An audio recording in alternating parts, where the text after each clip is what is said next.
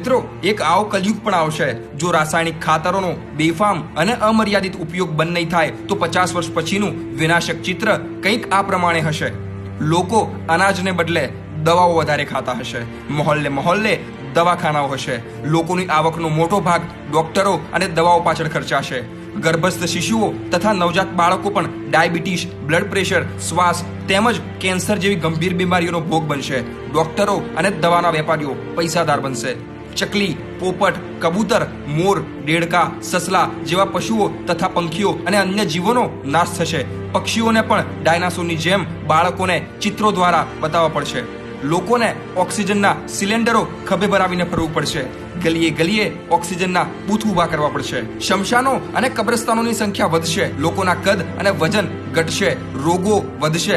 રોગ પ્રતિકારક શક્તિ ઘટશે. જો આ જ પ્રમાણે રાસાયણિક ખાતરોનો બેફામ ઉપયોગ ચાલુ રહેશે તો જર્મન વૈજ્ઞાનિકોની આગાહી પ્રમાણે પૃથ્વી એક ગ્રહ તરીકે તો રહેશે પણ ત્યાં માનવ જીવન કે જીવસૃષ્ટિ નહીં હોય. પૃથ્વી એક નિર્જીવ ગ્રહ બની જશે. આખી પૃથ્વી શમશાન અને કબ્રસ્તાન બની જશે. જો કોઈ માણસ નિરોગી અને સ્વસ્થ હશે તો લોકોને આશ્ચર્ય થશે, નવાઈ લાગશે. થોડા વર્ષો પછી જમીનમાં કંઈ પણ ઉગતું નહીં હોય. લોકો કારખાનામાં બનતી વિટામિનની ગોળીઓ ખાઈને જ જીવતા હશે. પર્વતો ઉપરનો બરફ ઓગળશે. સમુદ્રના પાણીથી કિનારાના નગરો ડૂબી જશે. ઘરનું બધું જ કાર્ય રોબોટ કરતો હશે. પશુઓને પણ ઘાસચારો નહીં મળે એટલે એમનો પણ નાશ થશે. પીવાના પાણીનો દુષ્કાળ પડશે. પાણી માટે યુદ્ધો થશે. છેલ્લે ખેડૂતો દેવાદાર થઈ જશે અને તેમના આપઘાતના કિસ્સા વધશે.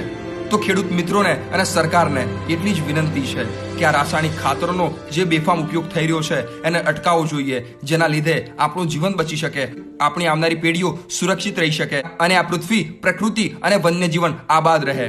તો મિત્રો, તમે પણ આ વાતથી સહેમત હો તો આ વિડીયોને દરેક લોકો જોડે શેર કરો. અને હવે મળીશું એક નવા ટોપિક સાથે નવા વિડીયોમાં. YouTube પર મારી ચેનલ મિલન પટેલને સબસ્ક્રાઇબ કરો અને બેલ આઇકોન પર ક્લિક કરો જેથી દરેક વિડીયોનું નોટિફિકેશન તમને મળશે સૌથી પહેલા. જય હિન્દ, જય શ્રી રામ.